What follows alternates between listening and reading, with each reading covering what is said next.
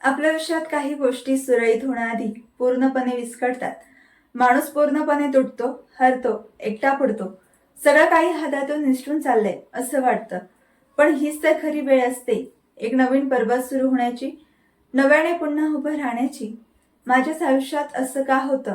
माझं नशीबच खराब आहे, अशी वाक्य आपण नेहमी वापरतो. पण जे होतं ते चांगल्यासाठी होतं, असं आपण का म्हणत नाही?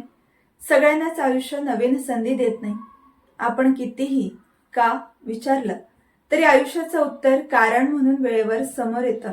आपल्या आयुष्यात घडणाऱ्या प्रत्येक गोष्टी मागे एक विशेष कारण असतं. मग ती गोष्ट वाईट असो किंवा चांगली. जे योग्य वेळ आल्यावर उमगतं.